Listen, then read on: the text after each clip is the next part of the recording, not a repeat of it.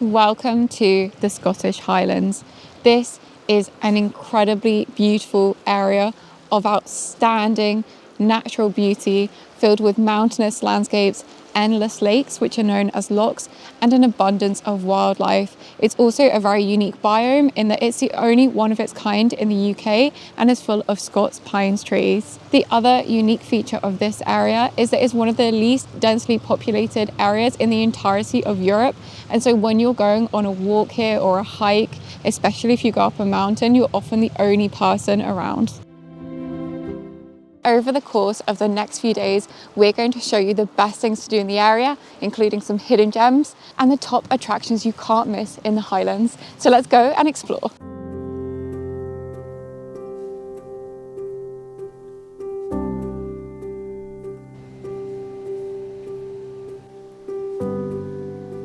This is the entrance to Corrieshalloch Gorge. Unfortunately, you do have to pay for parking. It's £5, but you do get access to the visitor centre, which has toilets, a cafe, some information, and a small gift shop. The main attraction here is the amazing gorge with its suspension bridge. So let's go and check it out now.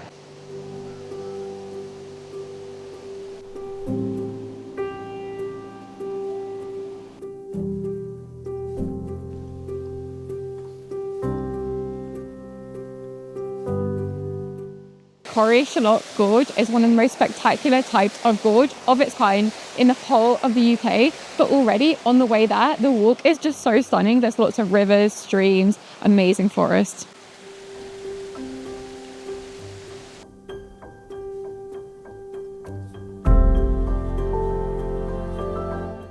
The main suspension bridge dates all the way back to 1874 and spans 25 metres. It's one of the fast suspension bridges in the UK that uses cables to distribute weight. However, due to its age, only 6 people are allowed on it at any one time for safety reasons.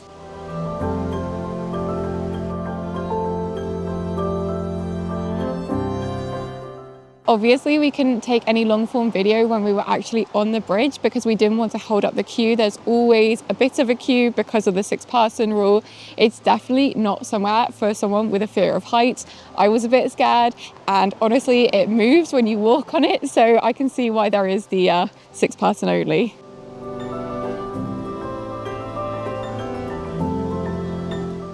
When you're on the platform itself, you can't see the scale of the bridge, and so you want to come a bit further down so that you get the full idea of the amazingness of this glacial gorge.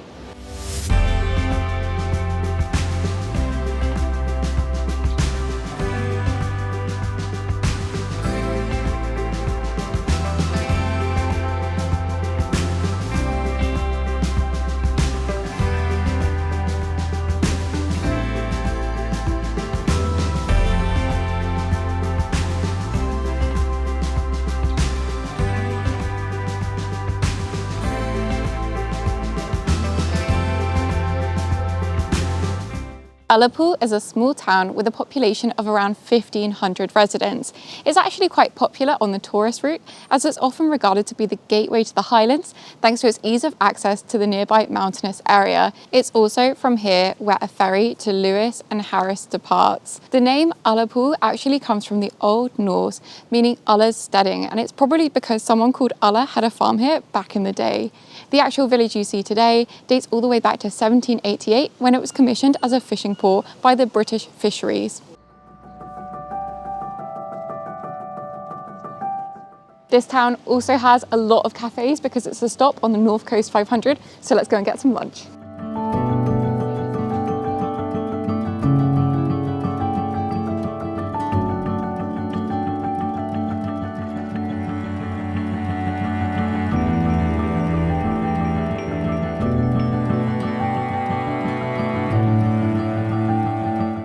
As well as all of the cafes, there's a delightful Ullapool bookshop where you can pick up lots of books about the history of Scotland and things to do in the local area.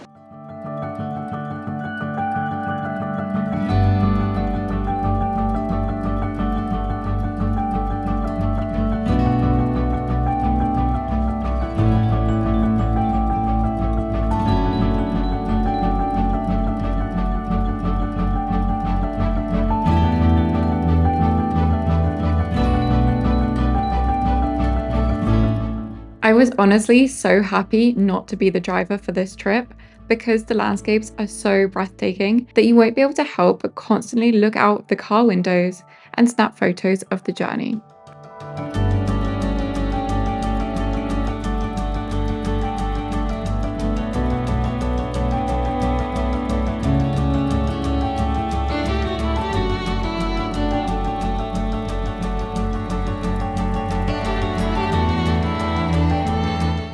This is Elphin, and the really cool thing about this particular area is that the grass here is really green as opposed to the usual brown colour of the grass of the highlands. That's because the soil here is actually on limestone, which is a much more fertile rock for the grass to grow on.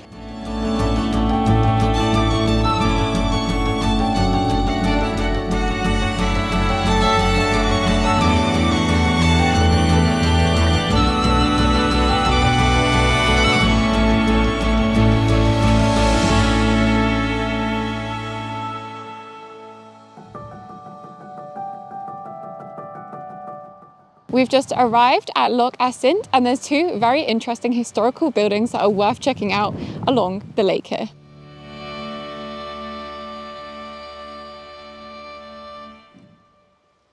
The lakes here truly do stretch on for as far as the eye can see, and this one is so big that it has its own waves. Cowder House was the first mansion of this height and elevation to be constructed in the Highlands. It was actually the blueprint for many other 18th century manor houses in the area. Unfortunately, it today lies in ruins, but you can visit for free as long as you're respectful and don't deface the monument. It's also a very popular spot to go stargazing.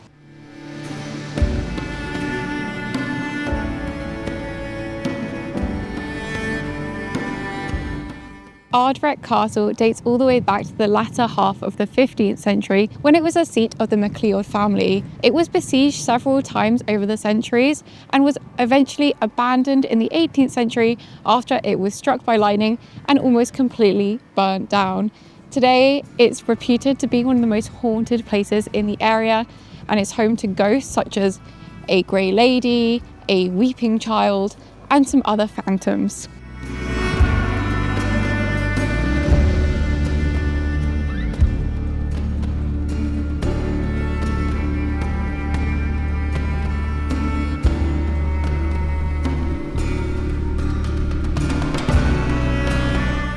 There's not much left here at all, but it is quite cool because you can climb up inside.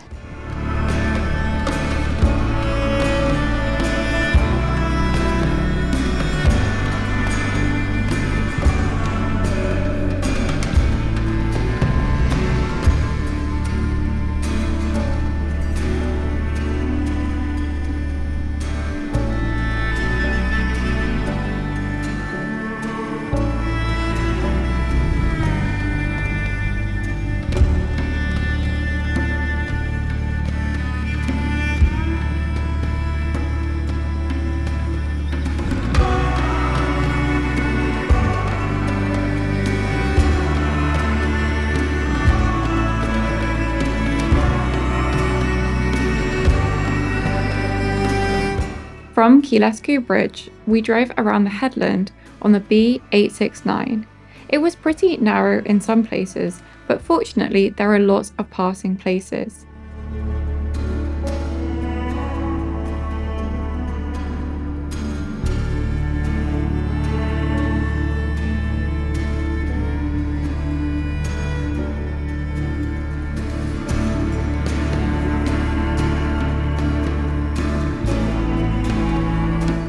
This is a relatively undiscovered part of the Highlands, and so for most of our journey we found ourselves on our own, allowing us to enjoy all of the nature surrounding us completely uninterrupted.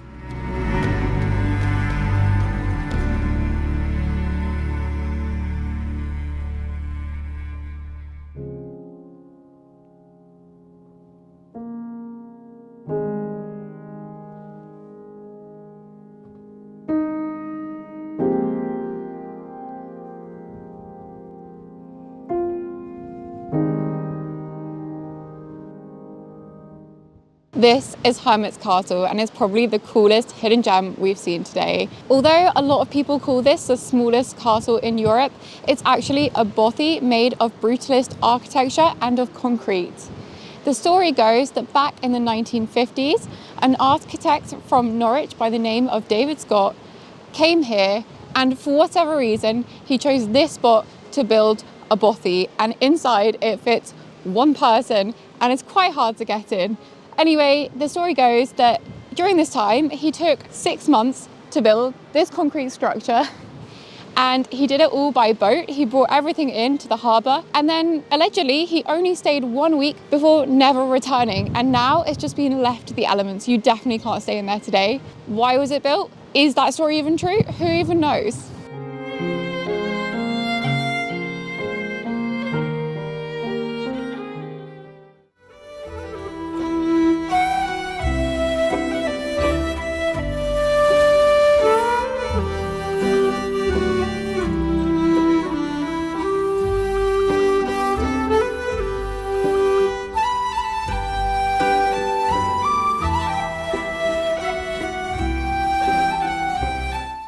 Glen Affric is a beautiful nature reserve peppered with glittering lochs and amazing ancient pine forest. In fact, it's home to one of the oldest pine forests in all of Scotland that stretches over 30 miles. The best thing to do here is simply go on some of the nature trails. There are a number of car parks around the area, so you can park up and head out on a beautiful adventure. Today, we don't have a great deal of time to actually go on one of the hikes, but we will show you a few spots in the local area.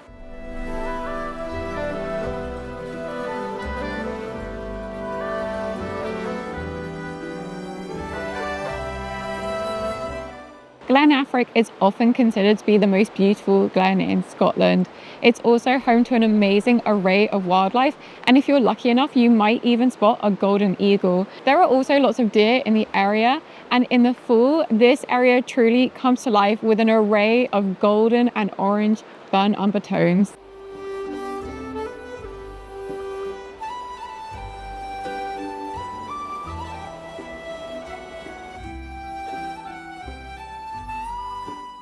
Unfortunately, there is one kind of wildlife which you probably don't want to encounter, but you definitely will if you visit in the spring or the summer, and that is the Highland midge. Oh, one bit me now.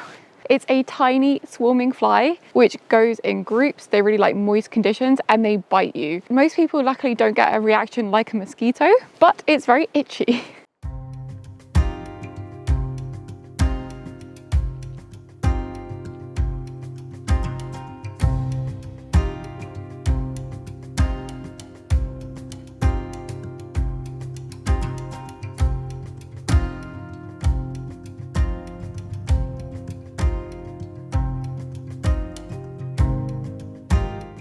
There are a few things you need to know before you come here. The first is that there's no mobile phone signal, so you want to download maps before you come or buy a physical one. The next is that there's no facilities apart from a few toilets, and so you'll need to bring your own food and drink. Finally, you do have to pay for several of the car parks, but because there's no phone signal, you have to pay in cash. And so do be sure to come prepared with all those things before you come here so that you aren't left without needing something and you're well prepared for a great day out.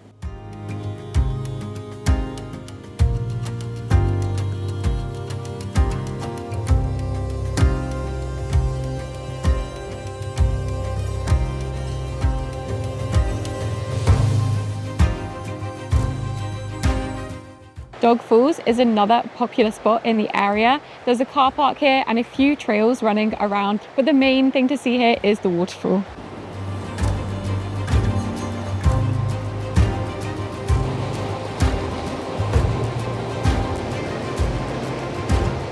I can't believe how rough these falls are, and it's the summer, so can you imagine the winter?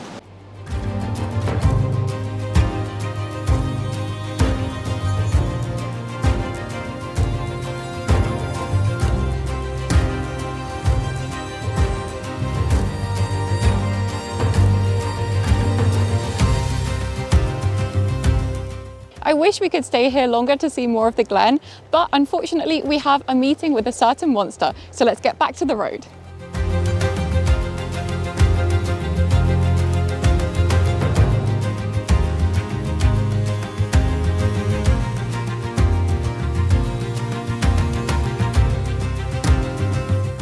Loch Ness is the largest body of fresh water in Britain. For many people, it's something that they really want to do when they come to the Highlands, but it has become a bit of a tourist trap in recent years with high-priced cafes, a very expensive visitor centre, and just a lot of over-tourism. And that is because this area is allegedly home to the Loch Ness Monster. I think we've just discovered a bit of a hidden gem of Loch Ness. And while all the nearby towns and villages are really busy, here at Abriacan Garden, we're the only visitors. You have to pay at the honesty box or in the potting shed. It's £4 per adult, free for children, and there's 2 hectares of garden to explore. If you want an extra special souvenir, then you can even buy one of the plants that they sell here. Otherwise, you can enjoy the beautiful views onto Loch Ness and, as I said, enjoy being the only people here.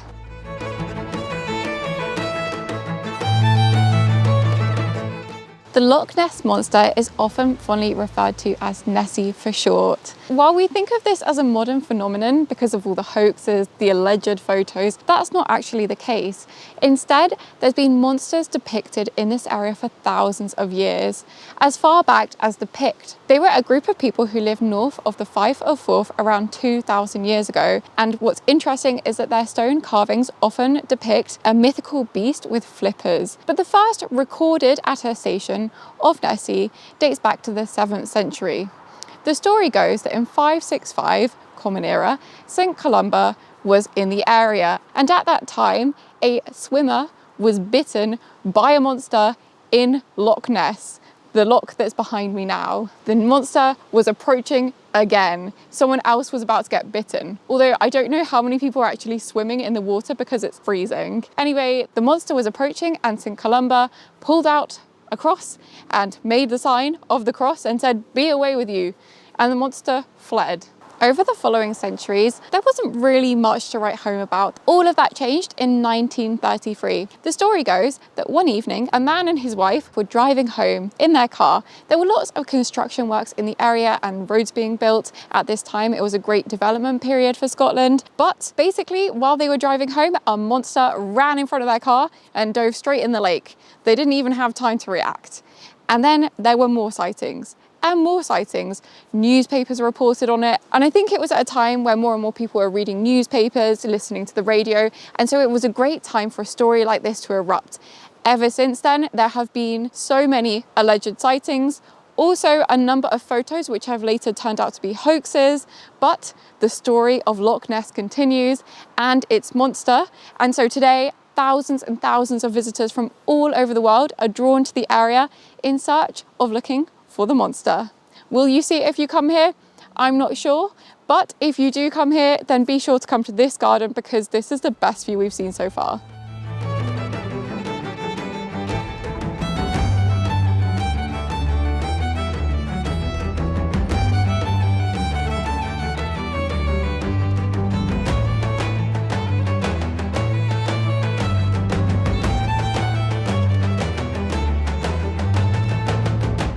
Castle Leod is a 14th century historic Scottish tower house, and it's been the seat of the Mackenzie clan all of that time. Most of what you see today actually dates back to the beginning of the 17th century, though it was built on the site of a former Pictish fort, which probably dates back to before the 12th. So there's a lot of history here. You can actually only visit for a few days a month, and luckily for us, today is one of them.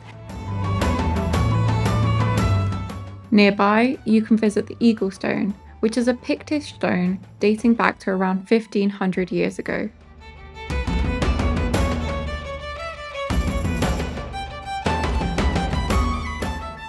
Our final stop of the day is Ferry Glen Falls. In fact, it's completely free to visit this attraction. There's a small car park in the village, but you'll want to cross over to the other side of the bridge in order to reach the falls because there's unfortunately been a landslide. There are usually 2 paths, but the other one on the same side as the car park and the house are currently closed and is not sure when they'll reopen.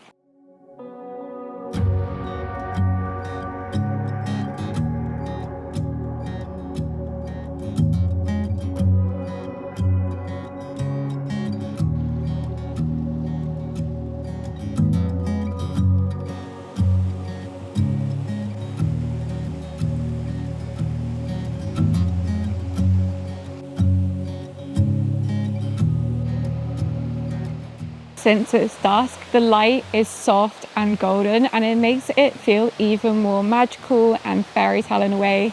We're also the only people here. With that being said, the midges are definitely at their worst at dusk. You can really feel them, that they keep biting us, so it's best not to stay idle in those situations. When you visit the Glen, make sure that you head up past the first waterfall because there's an even more beautiful one to see.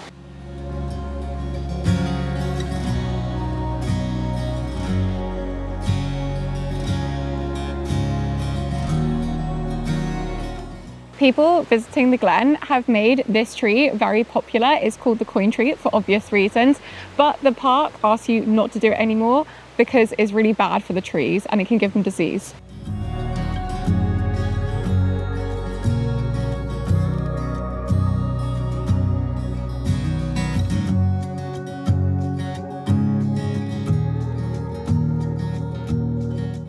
It's the final full day of our time in the Scottish Highlands, and unfortunately the weather is not great. It's very rainy today, which is to be expected because even during the summer months, we're currently in August, the Scottish Highlands have a lot of rain, and that's why it's so green. Luckily, however, there are a lot of things to do in the rain, including whiskey distillery tours, castle visits, and town visits. So today we're going to do all three.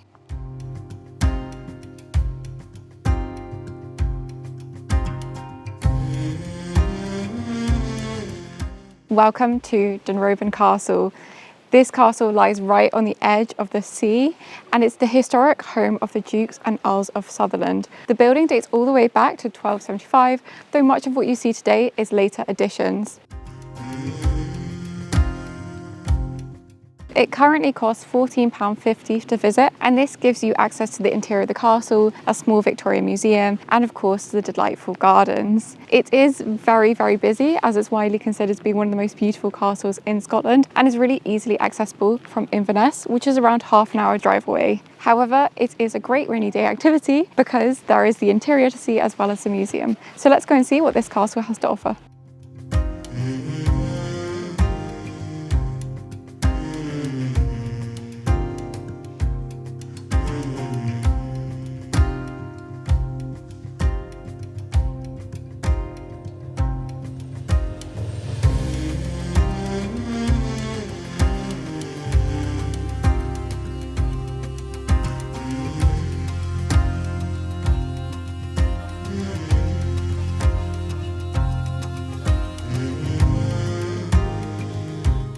On site, there's also a small cafe which serves up sandwiches, jacket potatoes, small snacks, and the likes.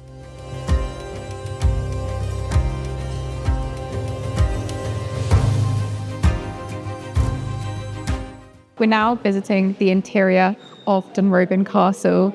There are a few rooms that you can visit here. You start with the very grandiose staircase and the larger halls before you move to the older part of the castle.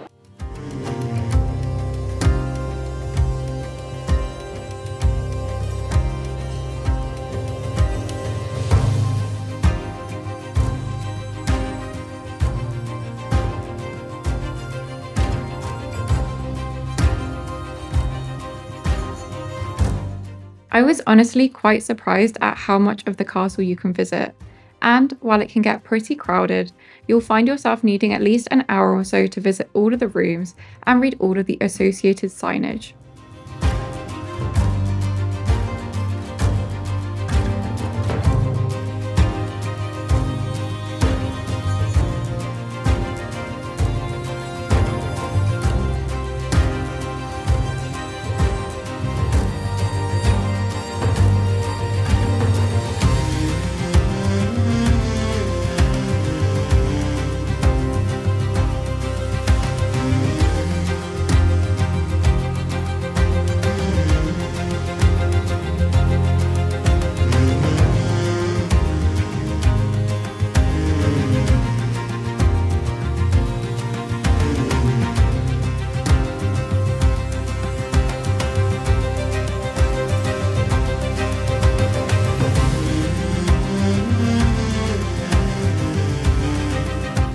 The Victoria Museum is a little shocking and definitely doesn't feel very vegetarian. but it did remind me quite a bit of the Redpath Museum in Montreal.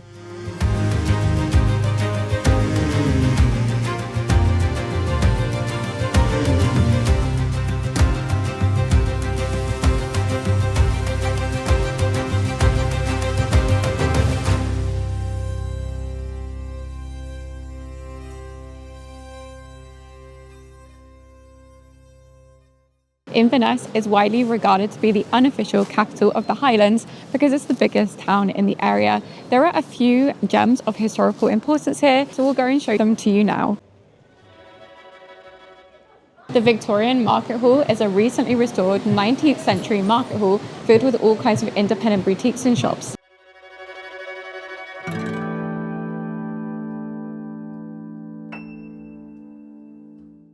The only Highland cows will probably get to see this trip.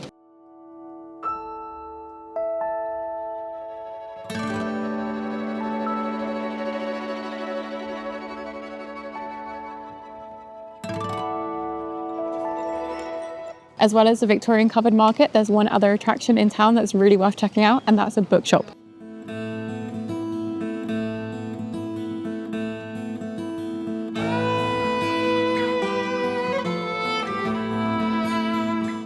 Leakey's Bookshop is a family-owned treasure trove which has been selling used and antiquarian books, maps and prints in Inverness since 1979.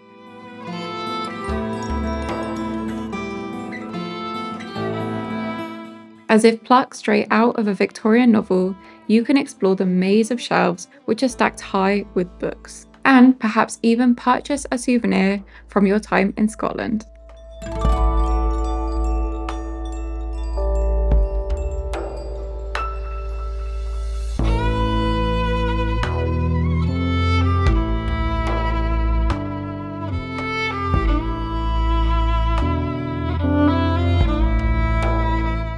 Yet another fun rainy day activity, if you're with other adults, is to visit a distillery or brewery. Whiskey is one of the drinks for which Scotland is most known for, and so it was really interesting to go on a distillery tour of a distillery on the fringes of Inverness.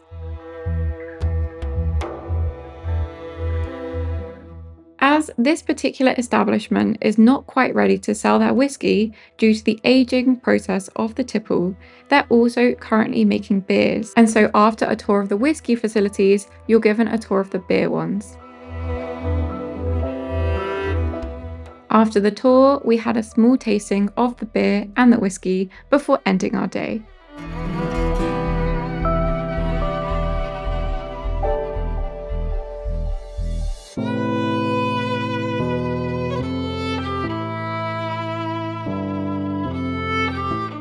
There are plenty of accommodation options in the Highlands, but we personally opted to stay in a converted bothy for an authentic experience. We've actually made a full video on this stay, which you can watch on our channel. Thank you so much for watching, and don't forget to like and subscribe for more UK travel content. See you next time.